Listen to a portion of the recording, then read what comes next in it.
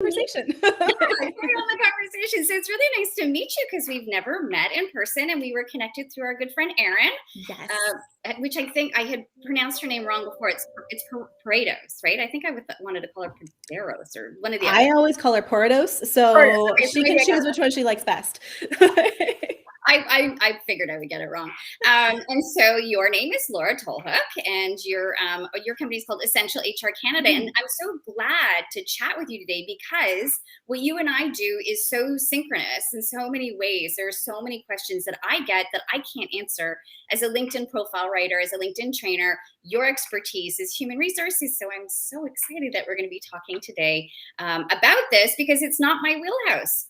So I'm just going to do a little bit of an intro that you partner with small businesses in a really ultra flexible way so that you can focus on their core operations and passions. So you do this virtually, and you work, I guess, in just in piecemeal with organizations to sort of do whatever they sort of need ad hoc from a human. Yeah. So a lot of organizations, despite their size, they have employee issues. They have ideas that they want to have and formats of what they want to do for recruiting, for onboarding. But unless you're a certain size, and I think we might talk about that later, there's probably not a need when you're an 8-person operation to have a full-time HR manager with 15 years of experience behind you on your team. It's not practical. So when I started the business, it was because I had all these friends and family who were reaching out with a question here and a question there. I thought, you know what? These people deserve great support. So I worked for some big names, some big businesses in retail and operations and hospitality. But I thought I want to take this like amazing experience that I've had in these big budget HR places and make it unique and make it customized for these small operations. Because at the end of the day, nobody needs to lose sleep over a decision that they can pick up the phone and ask us. And so we help provide fractional support to those small businesses who are growing their teams and who are building their businesses. That's amazing. That was the word I was looking for, was fractional. And so that's amazing because when I first started teaching at Durham College and some of my students were in human resources, I learned that I think they all thought that they were going to be in human resources, just sitting in an office and being able just to have these great chats with people. The people were just going to come and they were going to sit. And it's so like human resources is so much more complicated than that. They said, I didn't realize I was going to need to know a lot more about law and about policies and things like that. So I think their eyes were quite wide open because I think they just thought it was going to be like a social, like, okay, so tell me about your problems. Well, and there's a lot of people who love that. It's never really been my forte. I'm a pretty, I don't want to say unemotional, but if people come and cry in my office, I'm like, Candy, employee assistance program. Like I'm not a very good psychologist, but I know employment law and I know human rights law. So yeah, there's this dichotomy that, they think HR is soft. And at the end of the day, there's a great balance that you need to have to make sure that you are keeping a low amount of risk to the business, but making sure that you're engaging the employees and not destroying the morale all at the same time. So it's this fantastic balance. And yeah, a lot of people go into HR because they're like, I love people. And then once you're with people 24/7 dealing with the hardest concerns that people have, you're like, I am ready to not talk to people and go home and read a book. Yeah, absolutely. And I don't know if we can get into this because I didn't send you the question ahead of time, but you can maybe think about it, percolate it.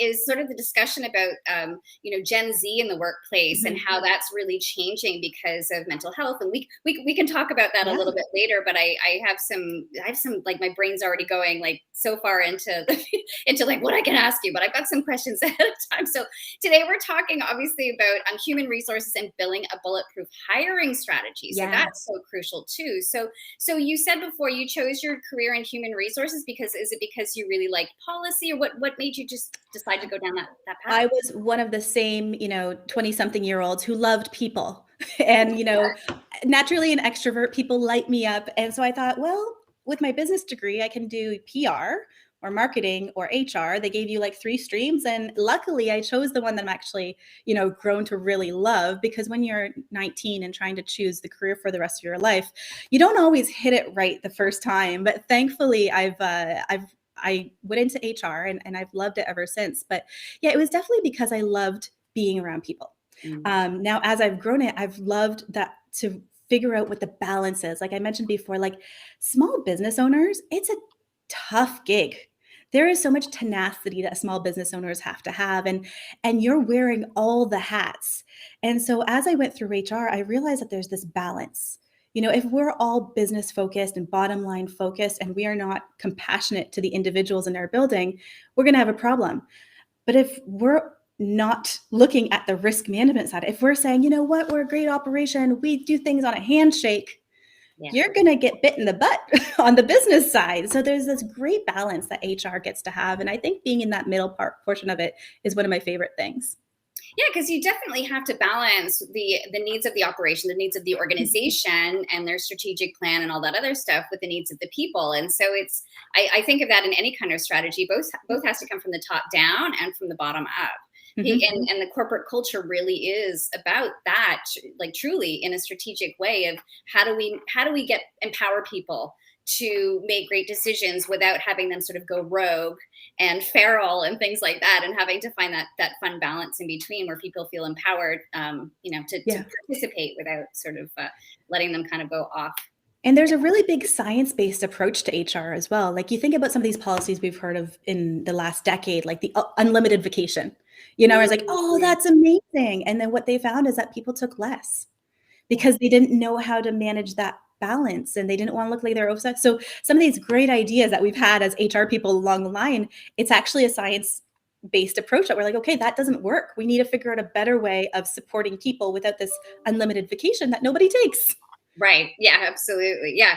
And it is funny. And now that people are now struggling with the pandemic and people are working from home, and that's going to be a really interesting world that we're going to be sort of re-navigating, hopefully as the world starts to open up again, fingers crossed, that, having people work from home, we probably realize that we are much more productive than people thought, like instead of having bums and seats. Right. And the opposite side of that, we are more productive. Yeah. And I don't know about you, but I'm exhausted. Yeah. Like whereas before I personally would meet with maybe one client on a Tuesday afternoon. Now I have 3 back-to-back sales calls. Yeah. And 3 times the work to prepare for all of that. And I'm I'm not unique in that. A lot of us, even who work for big organizations, we're doing more and we're exhausted because of it. So there's a flip side to that. Yeah, we're more productive and it's exhausting us. Yeah, I think a lot of people have said that to me. So I have been working from home for I don't know how many years. Like since I started my business in 2009, I've been remote, and people would say to me like, I don't know how you do it, Leslie. I think they thought that the television was going to be on. I'd be sitting watching like soap operas all day if that was still a thing, but it's not. And really, finding that balance is important. And I think people realize, especially during the pandemic, that that they aren't sitting at the fridge all the time, or they're not sitting in front of the television. In fact, they're actually, to your point, they're working more than ever before, which they have to sort of balance out for sure. Yeah, the water cooler conversations where we talked about what happened in The Bachelor the night before for 25 minutes. Those are things where our brain relaxed and we were productive afterwards. So yeah, we got 25 more minutes of work time in because we didn't have a water cooler conversation, but did it really help us at the end of the day? Right. Yeah. And I do miss that. I do miss being around my friends, and some of them have popped in here to comment on this side there. So Angela was sort of saying that the human resources manager in his organization got into the field, loving the law and policy style work, and happened to be good with people. And so I think, that's a big part of it too, is that policy part and compliance and all those kinds of things as well. And having that responsibility is a tough one. Yeah, it's gray. We love to think HR is black and white, but there's a lot of gray, and navigating the gray is kind of where a lot of us love. Yeah. So Steve Jones is asking if when there's a conflict between corporate risk and what an employee needs, the assumption is that the corporate needs wins out. Is this accurate? Good question, Steve Jones. Oh gosh, that's a big question. At the end of the day, the corporate risk is going to be what's considered first. And the employee needs most likely are going to come second, because there's very few corporations that are going to put themselves at risk for the employee needs. Now I'm thinking like termination, right? Like I'm thinking they're going to put the needs of the corporation in terms of risk management likely before the needs of the employee, which is, the pat on the back. So is it accurate? Probably. Is there a lot more questions in there and situations that we could probably go through that would make a lot more sense? Yeah. But at the end of the day, HR is there to help protect the business and help build the culture of the organization. So there is a balance for sure. Yeah, and that kind of leads into the question that I had in the beginning, where I thought I'll leave you to it for a little bit, but I'll give you my scenario, which was I had a student this past semester who couldn't meet any of the deadlines because of mental health issues, and so Mhm. under the Human Rights Act, she was given a lot of freedoms to dictate to the teachers as to when she was going to submit her assignments. And as the teacher and as somebody who's a lot older, I kind of not I didn't dig in my heels so much because I was very accommodating. At the same time, I sort of wanted to push back a little bit to say that organizations aren't going to be as flexible when Mhm. it comes to the employees kind of creating the terms of what deadlines. These deadlines, and especially the student wanted to work in public relations, which I'm sure if you know anything about Yeah. it, it's deadline focused. It's very Yeah. deadline oriented. So for me as a teacher, kind of saying we're not teaching her any life lessons by letting her just dictate when she's going to be submitting her assignments, and we have to sort of collaborate with her to try and find a resolution to this. So my question to you, having given you that background, is I would assume, and you can just correct me if I'm wrong. So I guess there's not a question. I'm just making a statement. Correct me if I'm wrong, but like organizations will find ways around that. If the new hire can't meet deadlines, even under the Human Rights Act, they'll find ways to downsize, outsource that employee. Is that right? They'll just find ways, even under the Human Rights Act. So the idea is that you have to accommodate, Mm-hmm. but there is a point of undue hardship. Mm, So let me give you an example. We'll take it away from mental health and we'll put it into a physical because a lot of times that's a lot easier to grasp. okay. So if you have a organization, say like a large telecom organization, and somebody with a disability, a physical disability, needs accommodation to get to a physical location, a large telecom organization would be required to say, put in an elevator to accommodate. The courts will say that's not without reason. That 50, 60, $100,000 to put in a lift is not without reason. If you are a mom and pop bookshop on a second floor of an old heritage building and you and are told that you need to accommodate a person with a physical disability as an employee, and it's going to cost you $100,000 to put in that lift, the courts will say that's a little bit beyond reasonable accommodation for this size. So it really comes down to the organization, and it comes down to the size, and it comes down to what is considered reasonable. So with somebody like this, we would look at what can we do to help? And we would review it. We would continue on. We would find out what the hurdles are. We would review it again. There's going to be some stumbling blocks. But at some point, if there isn't a way of making sure that we're going to move forward together and we're going to both get a beneficial relationship out of this, there is some point that undue hardship would come into it. Now, whether that be 6 months, 6 years, 16 years, hard to say. But there is a mutual collaboration that has to happen. And that's not to say that the employee drives the accommodation. The employee can say, listen, this is what I would like. And the employer can come to the table and say, this is what we can do. But it's not the employee who drives it. It's a mutual accommodation. Okay, thank you for that, because that actually helps for me to reframe in my brain how that works. Because I was just a little bit, I really wanted to be sensitive to the Yeah. whole issue, and at the same time, I'm like, but we're not. But that helps me a lot, because I'm finding that this is happening a little bit more with like maybe Gen Z. When I'm so glad we're talking about mental health issues Mhm. in organizations, but sometimes it's a little bit tough when I'm Gen X. It's sort of like you were taught to shut up, sit down, and shut up and do as you're told, and get into the workplace and do it. And so now the flexibility of those accommodations, I see that how that can work. So Yeah, and especially like, as a business owner, when you've grown the business from nothing over the course of a decade, you know that there was no sick days. right. Like there was there was very little. My father is in a elevator construction business, and when they started the company, he was on call 24/7 for 2 years straight. Like there wasn't a sick day. You didn't have the option. So a lot of us have grown up with that kind of mentality. So now we're looking at, personal days, wellness days. And yeah, 100%. I agree with everybody needs a brain break. Like some days you're like, I am checked out. I can't do it today. But you're coming against that idea that we worked 24/7 to the bone. And you're starting to have this little bit more of a clash.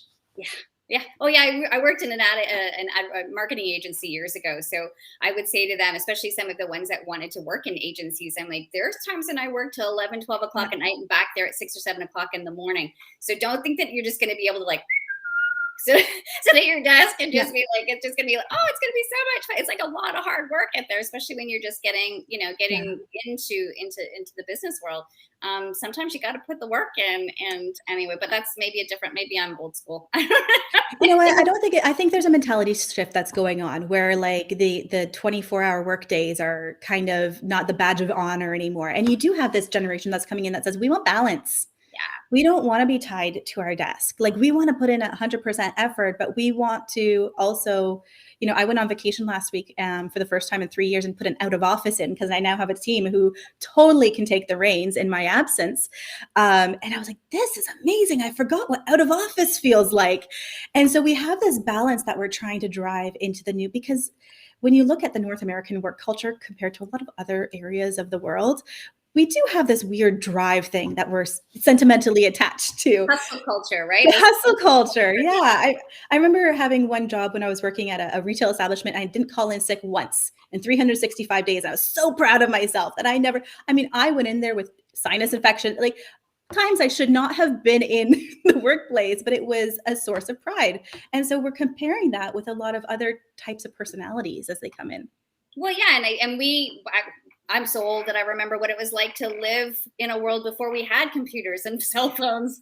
So we weren't accessible 24/7 for sure. Yeah. So there's a really interesting question here. I don't know who it is, only because it just says LinkedIn user in the feed. And so this is such a good question that the hiring process typically now requires at least 6 interviews over multiple days with task assessments and spans and weeks and months to be ghosted. And so companies are often looking for a unicorn versus teaching a horse how to fly. So, and it's so true. And so, how can people, oh, it's AJ Hawley. Okay. AJ's asking that question. He's one of my favorite people. Don't tell him that though. I totally get it. And I've seen it on both sides. So as recruiters, we sometimes really suck at giving timely communication. As a job hunter, I've also been the one who's applied for a job and sat at the computer for 24 hours wondering why they hadn't returned my call. And I had a friend who was job searching. I was like, you got to understand what goes on. First, we post it and we wait for a number of applications to come in, and then we look at it, and then we put it in front of other people. So there's this lengthy amount of time. So 6 interviews is a lot. I'll be honest. I think especially in this day, so we are moving into this weird recruitment time where it's no longer companies waiting for the 18 applications to come in and we'll sit there and twiddle our thumbs. If you're not on it, I've had a number of applications and offers that we've put out for clients where people accepted and 3 days later accepted something else. There's a lot of competition out there right now for good people.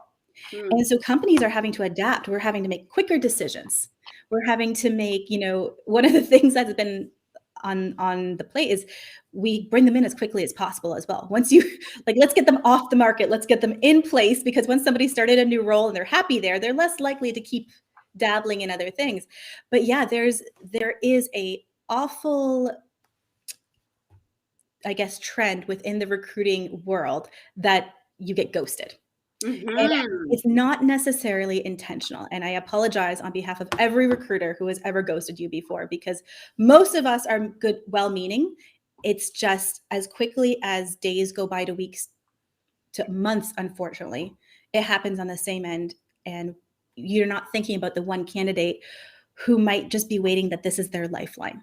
Right. So I know from, forums, from watching LinkedIn a lot, recruiters like, come on, guys, let's just get back to people with a hard yes or a hard no, or just we're still in status. And that's something that is starting to change in the HR world, of people just being like, hey, just want to check in.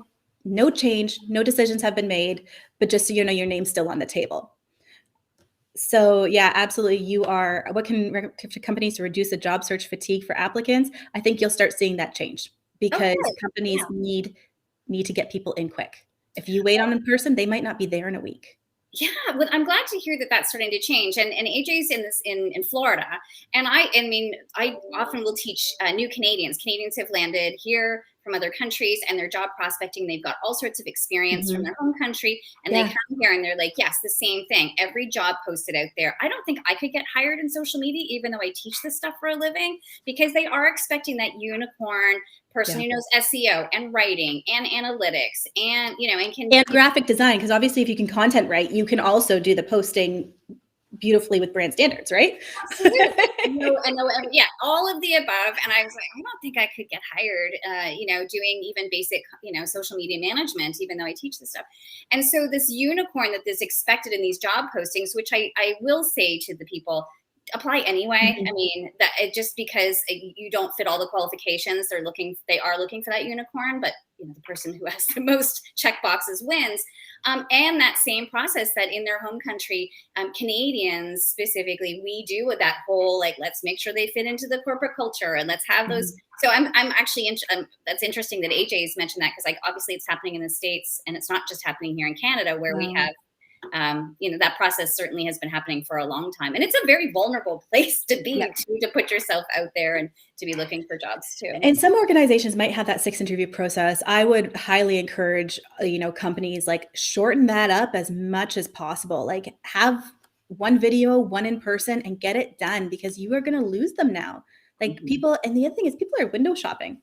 Candidates are like everybody held onto their job for 18 extra months during a pandemic, and now they're like, wonder what else is out there. And so from a company standpoint, there's a lot of people who are just looking in the windows, seeing if it's a better offer, going through the process, saying, I'm good where I am. Yeah. So there's this kind of weird thing that's happening in recruitment that makes it a heck of a lot more fun. I guess it's called fun for us as in the HR world to attract. But what it does is it makes us make sure that we can retain. Things Mm. have turned to retention. How do we keep the people that we have? How do we make sure that they're engaged with this organization? Because that's a tough thing. I know that my friend Amy Davies, who has this Yeah. company called First 30, and she really talks about the reorg world. Yeah. That we were used to our parents having a job for a lifetime, and people will change jobs for many times over their career, and keeping people is probably from an organizational standpoint is probably more effective from a financial perspective. Absolutely. Those employees happy. I was talking to one of our clients and she had mentioned that they were looking for this certain type of role and they had somebody who was like a good 70%, but there was a few things they needed to work on. They didn't know if they were the perfect fit, but they were pretty good. And I said, if you brought in somebody new, how many weeks of training do you need to get that person up to speed? Like, let's say 3 to 4 weeks of hard one-on-one. This is what we're doing with the team. And then you're going to need like probably 2 to 3 more months of that finer details, the fit, the culture. This is how we operate. And if you put all those hours together, could you get the person that's already in place up to that 100% that you need them? Because it's going to take a lot less time. It's just we don't think about it in the same way for an internal candidate. So Right. there's your horse flying, right?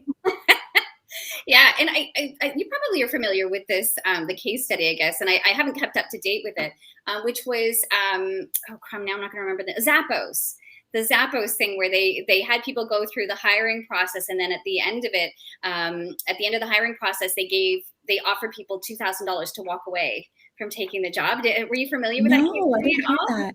Yeah, so I haven't stayed up to date with it, and so the idea was, if you're willing to walk away from 2,000, if you're willing to take the Mhm. $2,000 and walk away, you're not really committed to the role. And so I guess I'm sure the vetting and the process of getting to that point is probably a Yeah. lot different now. But it was an interesting sort of like, wow, that an organization would give you 2,000 to walk away, to say like, how committed are you to stay in this role and stay in this Yeah. role? It's pretty like, wow, that's pretty interesting.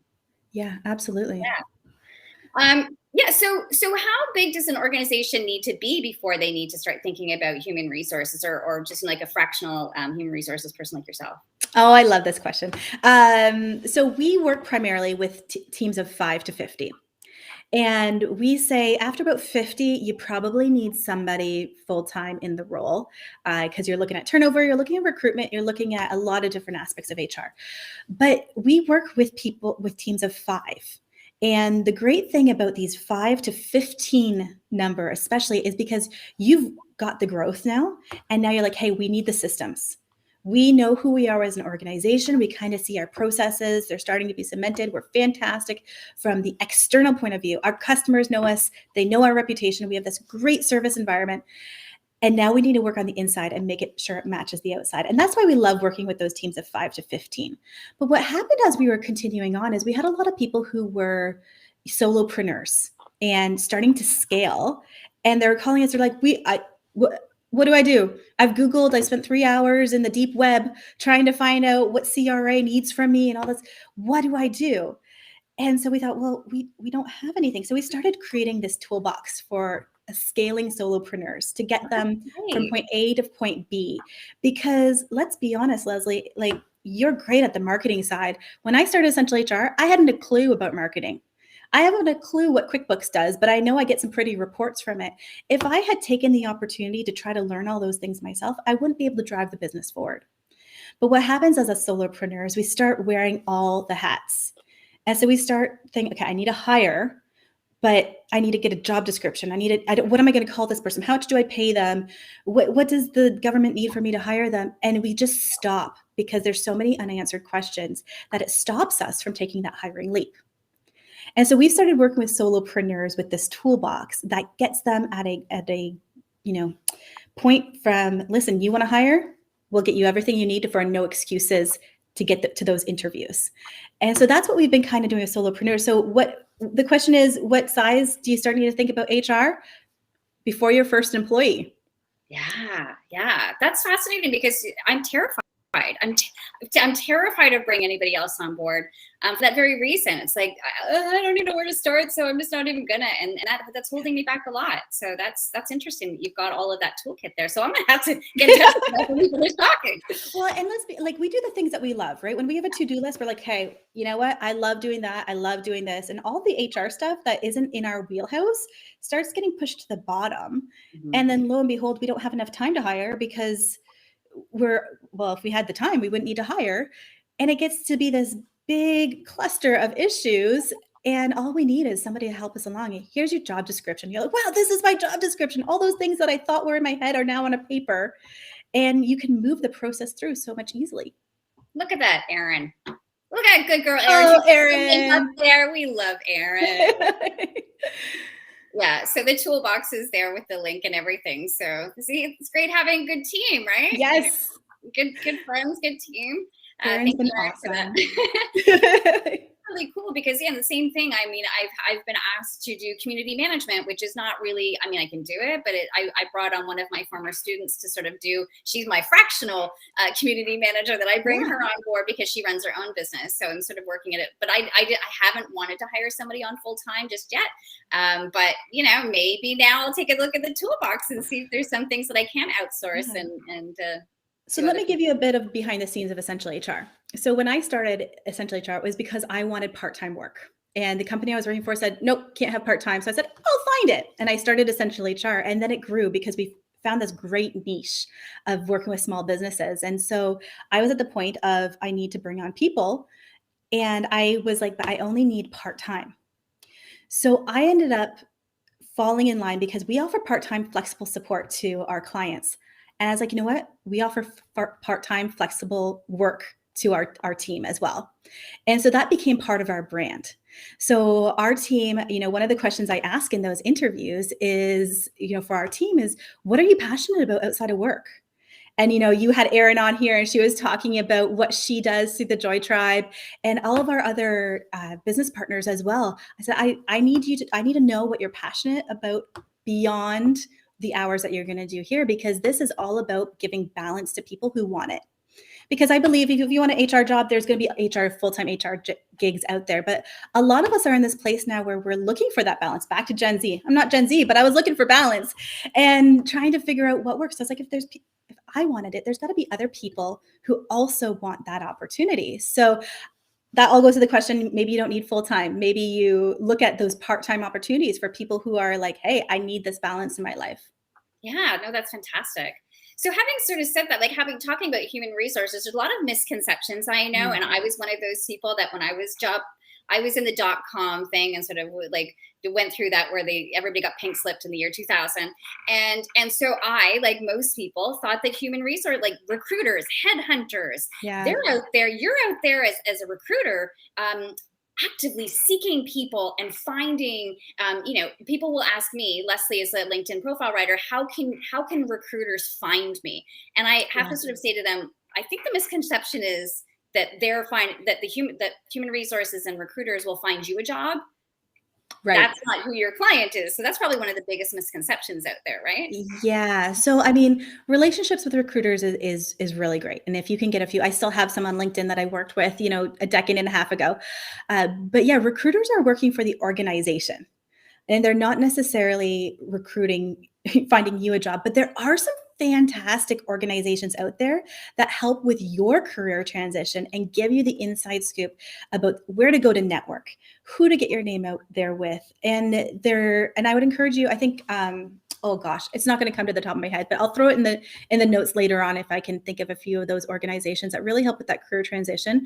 So if that is what you're looking for, if you need the additional support, there are some vastly talented people who do help one-on-one with individuals. Mm-hmm. Yeah, recruiters, they care about finding the right person, which might be you, and then they'll love you. But really, they're looking for their corporate clients.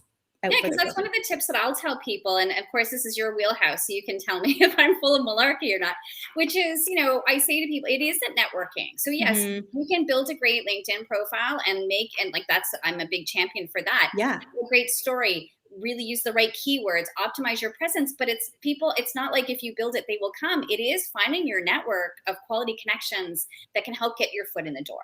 Yeah. So having sort of said that as well is, so if people are looking to connect with hiring managers and they find them on LinkedIn, should they reach out that way? Should they send them? So they use InMail to be like, hey, I'm looking for this job, that I'm looking to get hired in this job, or should they just sort of leave it to the application process? Yeah. I think you'd get 20 different answers if you ask 20 different people. Um, I love, our applicant tracking systems because we go back to that communication things. It lets me know who I've talked to, when I've reached out, all of that type of information. And then you get the phone call saying, hey, I applied. I was just wondering, I'm really interested. And I pick up the phone. I was like, well, you applied, so your name's in there. But what it does for me, even though I'm annoyed to pick up the phone, I go looking for them. Okay. Oh, their resume was pretty good. You know what? Maybe it was in the viewed pile, but maybe I'll just put it in the maybe pile. So initiative, because a little bit. it does. And I'll be completely honest. I hate when people call me with that phone call, but it works. It really does. And it just gets your name out there. But even more so, it makes you appear that you have some confidence and that you're willing to put yourself out there. So it's not fun. As an applicant, I know it's not fun to make those phone calls either. Like I would want to do it. But as the person receiving it, you're like, oh, this person was like fantastic. They were pleasant. I enjoyed the conversation, even though I couldn't do anything for them. And it just gives that little bit of an edge.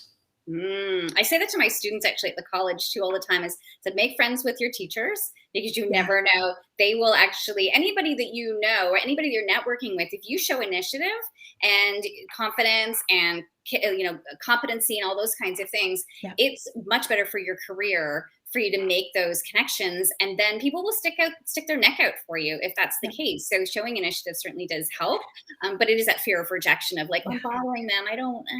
Oh no, you absolutely are bothering me, and it worked. It depends on the person. It really depends on the HR. It depends on the HR manager, and what they really like. But that's my experience when people pick up the phone. Yeah, and oftentimes too, when people ask me questions about hiring, which I always will disclose to them, like I've never been a hiring manager.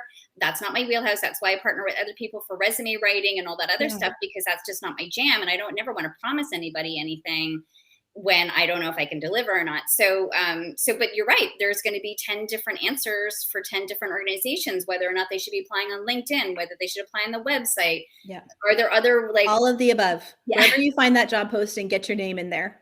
Right. And just keep at it. And then, do you actually pay for, or know anybody that pays for the recruiter premium on LinkedIn? And then how does that work? No, I don't. I just sponsor postings typically at this point because we typically don't have enough for that recruiter Expensive. premium. It is expensive. I was Right. so happy when LinkedIn moved to the sponsored postings. I'm like, oh, it's within our budget now for this posting, and it just opens up a few more opportunities for people to see that LinkedIn job posting. But no, I've never used a recruiter. I'd be Because interested in, hey LinkedIn, if you want to give me the free recruiter for 30 days, I'll take a look. I'm curious to know because of that handshake that often happens. And that's the other thing too, Laura, is that I find that when people will ask, so should I pay for the jobs premium, which I actually have and I like, is, where is that handshake happening? And I think it just depends on every different organization is a different hiring process. So there's no secret sauce or perfect recipe to follow in order to get Yeah. to the top of the list. It's just keep due diligence, I Yeah, guess. like some people love cover letters. Some hiring managers love reading cover letters. I don't typically read a cover letter unless I see some weird thing in the resume and I go to the cover letter to say, can you explain why you didn't work for 17 years? Mm, And they say, hey, I took this time off with my family. Awesome, cool. That makes sense. mhm. So that's the only time I read the cover letter. So some people are like really, sticky on, did you put the right title, like dear so and so on the cover letter? I'm like, I don't even read it. So like the person who searched out my name, I apologize in advance. Like, Yeah. I want to see the resume. And so because of the process, the amount of time it's like what less than 6 seconds I think it takes to sort of like skim through a resume. And then like for your process, do you typically then go onto LinkedIn? Like how important is LinkedIn? I'm hoping you're gonna say good things, but Yeah. how important is LinkedIn in the hiring process, Laura? Yeah, it really depends on the person. So when we have a lot of high volume candidates at more of an entry level, I don't touch LinkedIn. When I'm looking at controllers, when I'm looking at other HR managers that we've hired for companies, I'm looking at LinkedIn. Who do we know? Who's in common? What have people said about you, even though it might have been 12 years ago? I do look at those postings. I also look at Facebook sometimes, or I'll just Google the name to see what comes up. And thank God, when I was at starting my career, when you Googled my name, it came up with my like height and weight stats from university varsity wrestling. Thank God that's not on the first thing you see anymore. But yeah, like what is out there in the world about you that that I can connect with, or that might give pause. So there was one time where I did that, and Facebook had this person had privacy settings all over their Facebook, except for like 2 posts. One of which was had to phone it in at work again today. Uh, and it was one of those weird things that happened 10 years ago. And I was like, why? Why is this the only post that shows up on your Facebook page with privacy settings? And granted, it wasn't a great environment, and she was, talking to her supervisor, but why? It just Don't do it. it Don't do just gives it. pause, right? You just like, oh, but you were so great. Why did you throw this out there? Oh yeah, and that's one. I before we went live, I told you quickly that that's the first assignment Yeah. that I give my students at the college is they have to audit their digital footprint and act. Ideally, the goal is for them to be very objective and to Mhm. act as a recruiter, and through the lens of the recruiter. Would you hire you based on your digital footprint? And to Yeah. your point, Google your name. What's coming up? Is it a good first impression? Is it are you being a little feral? Are you the posts that you're sharing? From a public perspective, would someone say like that's racist, that's sexist, those Yeah. those are inappropriate things, and we all have to be careful, because everything is so accessible. And the other thing that I scare the crap out of them when I say, you realize all the stuff that you're sharing is there in perpetuity, that Yeah. your great great grandchildren at some point are going to Google you, and this nonsense is going to come up to is are you proud of that? That Aren't you first glad we didn't we were raised in like the 70s and 80s? Like, my gosh, thank God there was no social media when I was a teenager. I know it is a little scary, but I've hammered it into my 14-year-old. And so he's Yeah. afraid, but then I think the kids talk about it too, about this cancel culture. So Yeah. there's that fear of, okay, well, we can't. And he's obviously probably a little bit better at, being a little bit more politically correct because they've been raised that way. So sometimes he'll be like, Mom, you can't say those things. Or you can't, don't talk like there's some dumb stuff that I've done or said or things that he'll just like, don't stop talking. Just stop You know, talking.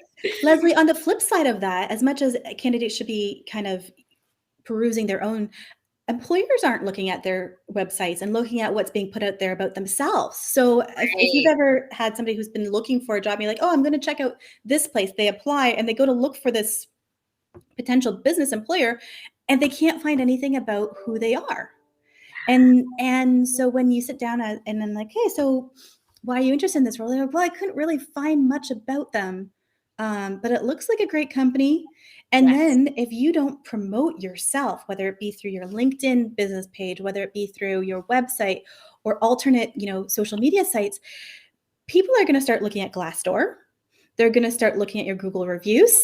They're going to start looking at, and the other one's not coming to mind that people put their reviews on, and those are things you cannot control.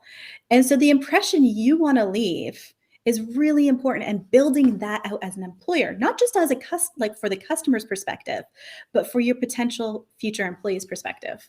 Yeah, and any kind of stakeholder. So I'm so glad you said that, because I work with a lot of executives, and that's especially the first few profiles that I wrote for these executives. They'd be like, "Well, I'm not even looking for a job. Why do I need a LinkedIn profile? Why do I need that optimized?" Like, you're the forward-facing brand ambassador for the organization, and so that, to your point, when potential employees are vetting, do I want to work at this organization? What are the senior executives? Like, do they have a personality? What is their experience? Do I want to learn from these people? Do I want to work at this organization?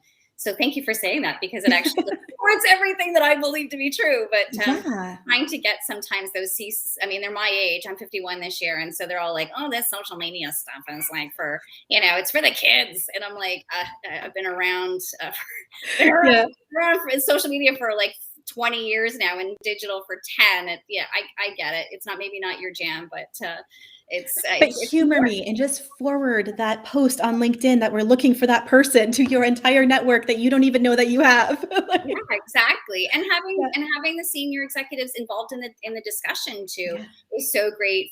There's so many statistics about that stuff, but so tooting my own horn here. So I have a question for you. If you had a question here about the how does a company brand and an employer brand, how do they intersect? So we were talking about Zappos. We can throw out some other great names like WestJet, Tim Hortons, McDonald's, Target, and we all have immediate adjectives that come to mind as a customer when we think of those brands. Whether it's been through media, through personal experience, we get these kind of visions of what it is that brand represents. But I want you to flip that. So instead of thinking it as a customer, think about McDonald's as an employer. And what do you immediately feel? Or Target as an employer, what is that feeling? WestJet, that's the employer brand. And whether that feeling comes from personal experience, maybe a friend or a family member worked there, whether it comes from what's been put out there on, WestJet has done some great advertising about, the WestJet family. McDonald's has forever had great training programs. I've never worked for McDonald's. I know very few people who have. I did. My first job when I was 15. Yeah, it is ingrained in me that McDonald's trains their people well. And so you have these ideas of what they are as an employer. And so we focus so often on what is our external brand as a company, and we forget to include who are we representing ourselves as an employer? What's our employer story? Why do people want to work for us? And sometimes when you're like, that's great for like the 200 person company or like, Walmart, they've got a great employer story, blah, blah, but I'm for people. Why do I need an employer story? Well, you're competing for the same top talent as the 50 person company, as the 500 person company. And you need to know what you represent as an employer. And let me tell you, sometimes these small businesses, we've got such a fantastic employer story. We hide behind it. We don't even tell it because people want to feel connection. And if they sit eyeball to eyeball with you and you can tell them about the passion that you have for the business and what you're building, all of that, your employer story, you're going to be able to win out over $5,000 more of an offer down the street. Or, a few better hours, or that connection is so important. So whether you're 500 people or whether you're 5, making sure you can craft that employer brand and know who you are as an employer is so important. Oh, I love that so much. I'm such a big champion for brand too, because and I think a lot of that does, especially with the next generation, where it isn't just a job anymore. Mm-hmm. They want to go for making a difference. What is is your organization sustainable? Are they into diversity? Like having different perspectives and things like that. So I think that's like telling that story is so crucial. Yeah. So thank you for like acknowledging that, because I think it is. It can sometimes set an organization apart, whether you're a solopreneur against the big guys out there, for sure. About, are you just a number or do you matter? And I think that's what we really want to feel like at the end of the day that I did a good job and that I matter and that people really care about me and that I'm not just a number.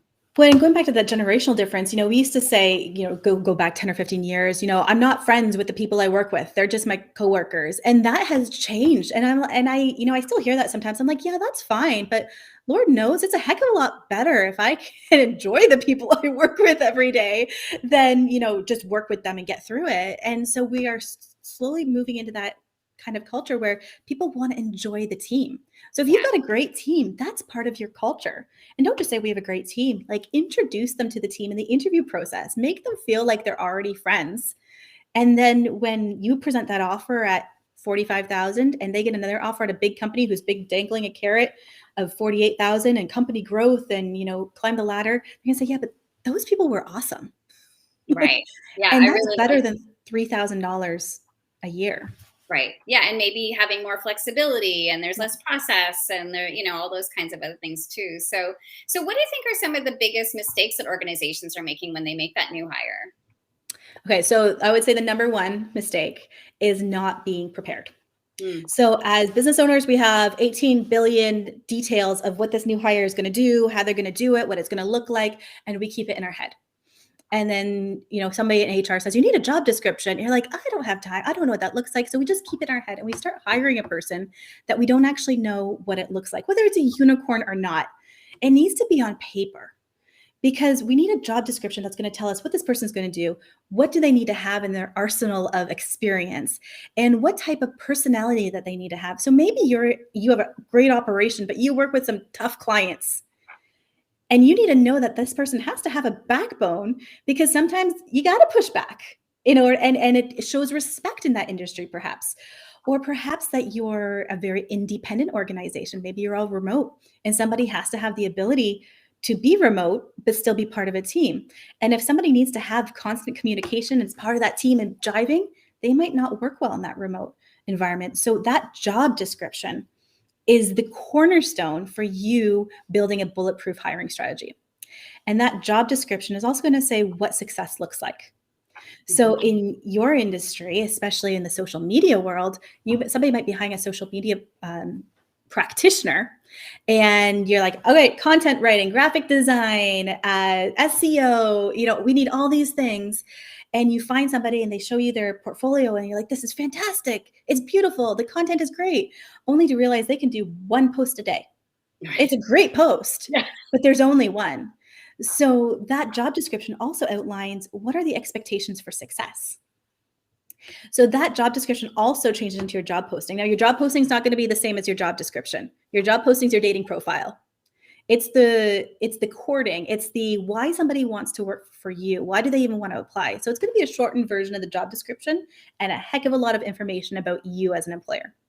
That job description also turns into your interview guide. Boom, interview guide, done. As opposed to Googling, what do I ask in an interview and asking 18 questions that don't even make sense to what you're doing. Your job description is the basis for that. And then it turns into your training plan. So what's the number one mistake is not having a solid job description. That is so cool because I don't think I've ever seen one that has that story involved. And of course, I haven't been looking for a number of years, but that's really cool because you're right. If you're not setting people up for success and sort of setting the goal, like, can you be nimble? Can you do this? And some people, that's not their jam. They're really good at following the rules. Some people need to be really creative, and it's really finding that good fit. I think most people, when they're looking for jobs, at least I felt the same way, was the coming from the place of vulnerability of they're up here and I'm down here. And that's not necessarily the case. And I've always heard, in theory, well, you're looking for the job just as much as they're looking for you. Yeah. When you're not getting paid, it's like 100%. Yeah. But it's the onus of the interviewer to really make sure that person is going to fit well in the culture. And I know somebody asked about fit versus, fit can be sometimes a bad word, but fit comes to, and I'll give you an example from our own. When we were hiring our last business partner, one of the amazing women that worked for me put a question in the interview guide that says, the gist of it was, can you work without all the details? So what happens when you have a project or a task, you don't have all the details? What do you do about it? And I looked at it and I laughed. I said, that's about me, isn't it? She's like, maybe. And I'm like, oh no, I very well know. I'm like, here's what I need you to do. Figure it out. And that's how I operate, because I hire great, fantastic, beautiful minded people who can do it. But that's not everybody's forte. Some people really like to know A, B, C, and D, and they will execute A, B, C, and D to the best degree possible, but they need that direction. Mm-hmm. Now, if you're the bad term micromanager, which isn't necessarily a bad thing, it's just a personal stance. If you're a person who gives A, B, C, and D, you need to find the person who likes to take direction. Because if you look at that big overarching picture and that's the person, just says, give me the top line and I'll fill in the rest, but you're giving A, B, C, and D, that's going to demotivate them. Yeah. Oh, that's so fantastic. Because I took a course when I started up my business 10 years ago. I took this course in True Colors. Yeah. That was so fascinating to realize I'm a very blue followed by green and like all the different colors. And so that the yellows, the very process driven people love like timekeeping and checklists, and the oranges love, new, novel and different and change and all that other stuff. Like change. I don't know if I love change so much. And it's just, it is interesting that people will, you have to sort of know your own strengths and fall into those strengths and really embrace them, as opposed to trying to be something that you're not, for sure. Yeah. And you need to hire sometimes the opposite of who you are.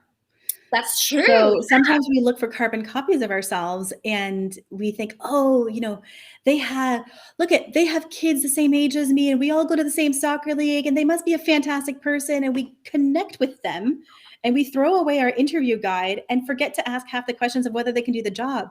Yeah, we're going to be best friends and go for wine on Friday night, but they can't do the work. Right. And I think that kind of circling back to originally with the conversation about being the solopreneur, is you hire you sell your strengths and hire your weaknesses. Yes.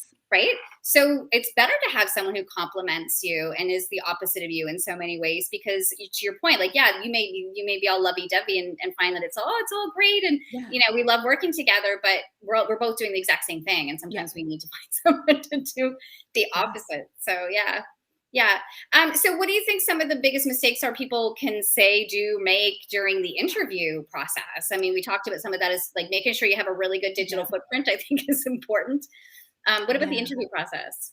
So I'm going to start from the beginning of the interview process. So you've called somebody in and they've come into your establishment, or they've, we'll say we'll pretend we still have physical workspaces.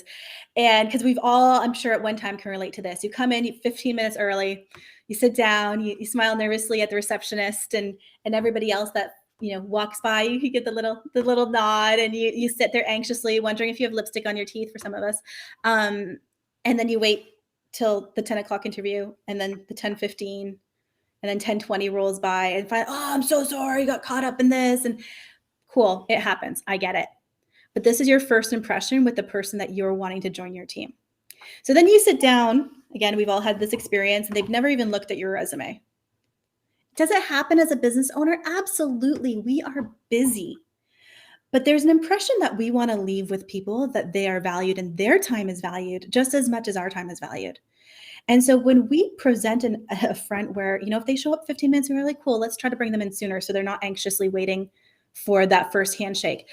And let's make sure that we understand that their time is valuable, because that's going to start that engagement process. And for some of us, let's be honest, that's super simple. We've met those hospitable people, right? Those people that you're like, I just want to work for you because you're the most, it just comes naturally. And for some of us, we work at it. We work at it to create that environment, to make sure that somebody feels welcome. And, the first thing that pops in my mind when somebody sits down in front of me is not to offer them a glass of water. It's never been to offer them a glass of water, because I don't have that naturally hospitable spirit where some people are like, can I get you a coffee? Like, it just comes naturally. So we have to really look at the whole experience of that interview. And if you're leaving somebody hanging, if you're feeling like, you're not building that relationship from day one, then you're going to have problems on the outside of it. Mm-hmm. $48,000 down the street for your 45 isn't going to win because you haven't created that bond. And that absolutely happened to me in a job interview where I went to the job interview and the person just sort of showed up and was like, had their like, I'd seen that they'd gone to Starbucks. They had the time to go to Starbucks, but they didn't have time to show up to the meeting on time. And I would just like, this doesn't sit right. I still took the job anyway. And I was like, thankfully I've met a lot of good friends out of it, but it was not a good job. Well, and .com that I told you about. It was like, And on that too, like, so we love this idea of, oh yeah, it's just, I get that gut feeling and I just know when I meet somebody, I just know. And that's fantastic. I truly believe gut feelings are fantastic. But I also think hard facts and gut feelings put together make for a bulletproof decision. Mm-hmm. So when you have an interview, and again, maybe you've had one of these where it's just easygoing, right? No real interview guide, no formality. It's just a conversation. And those are fun.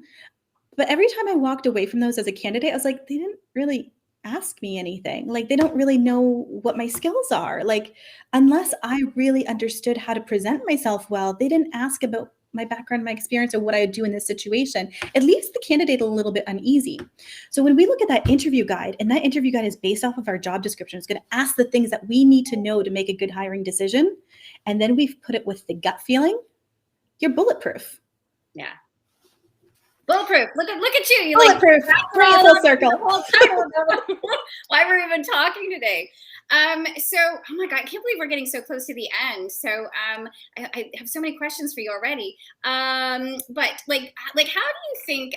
Okay, so leveraging the business and social media accounts during the hiring process. How can that work? For leveraging business and personal social media accounts. So we're going to do it twofold. We're going to do it in the proactive. So putting information out there about your team, just little tidbits, little things to make them hungry about, who you are as an employer. There was one, a McGee & Company, they now have a Netflix, but I followed them prior to them becoming a Netflix sensation. And when she posted that they were looking for a new person in wherever Utah, I was like, oh, I don't live in Utah. But there was just this position that their social media had that when they said, we're looking to hire, I didn't even know what the position was, but I was interested. So leaving those nuggets through your Instagram about what it's like to work at your organization, who you are as a business versus just hard facts is really important. On the second hand, when you have to be reactive, so you have a position available, leverage your social media. Some people say, well, I don't want them to know that like so-and-so left. Who's going to know your business better or who would fit in with your business better than the people who follow you, who like you, who comment on so use that. It doesn't have to be a full job description. One of my favorite things is when people go on Instagram Live and say, hey guys, we're hiring. This is what we need. And if you want to come work for us, it's like the best information in front of the right people. And those right people are your audience. And then they might not be the people that you're going to hire, but they'll be, hey, Leslie, you got to go check out these guys. They might be the perfect job for you because they already know who you are. They already know your standards. They already know your reputation. And they're more likely to love you if they're going to follow you and so forth, for sure. Yeah. And the other thing I also find is, and this is the other part of the LinkedIn training that I do, is turning your team into your brand ambassadors. Yes. Have them share the job posts, because if they have connections and they can bring in great people, I mean, that's the low-hanging fruit right there, right? And in most teams aren't going to suggest somebody to come for you to hire unless they want to actually work with them. Right. So like your referrals, for the most part, don't get me wrong, there's every once in a while it's a weird one in there, but for the most part, your referrals are going to be some of your best employees. Yeah. So even before you go out into spending $400 at Monster or $350 at ZipRecruiter, ask your people, who do they know? Yeah. Because those people are going to have a loyalty. They already have an ingrained loyalty when their best friend or, buddy from college is working next to them. Right. Yeah. I mean, I'm sure that there's probably some issues when someone says, oh, I totally want my bestie to come work with me. But I mean, the company needs that person out if they're not a good fit. Having said that, if I'm staking my professional reputation on saying this, I'm going to bring this person in, I'm going to stake my professional reputation on them, they better show up and do a good job. Right. Well, and I find this works the best in like labor positions. So in the construction world, in like where your team, if you're all not hauling it, if there's somebody who's not hauling it, then it's felt and nobody likes them. So they're not going to bring on somebody who isn't going to give as much as they give. Yeah. Nobody wants to be embarrassed by like, oh gosh, I brought on my bestie. Yeah. We love to have cocktails together, but they're kind of an idiot. And they made me look bad because I stake myself on that. So, well, and I've had people with a resume saying, this is my cousin, but I said I had to give it to you.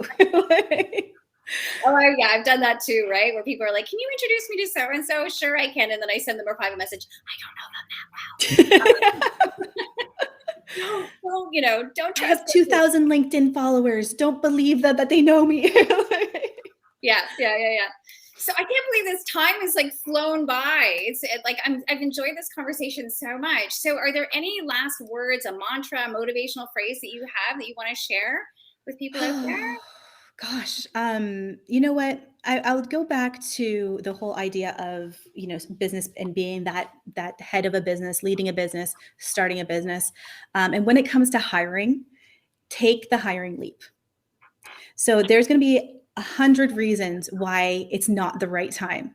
And I think if you talk to anybody who had to hire that first person, they always say it was the best decision. Maybe it didn't even work out well, but it was really a decision that had to be made, because it's really about us at the end of the day with those first employees coming on board. So yeah, I guess my motto would be take the hiring leap. Okay, Laura. I'm terrified. Actually, it's been a good experience because I did hire. I should have her on here chatting too. I hired one of my former students who was like an amazing student, and she has her own business as well. And so I hired her on to help me with community management. It was a really good decision to do that because I know I know her, I like her, I trust her. She did amazing work. So you're right. I mean, once you sort of get past that, like I can do it all myself.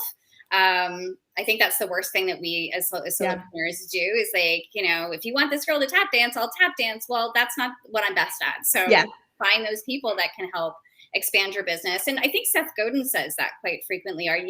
What does he say?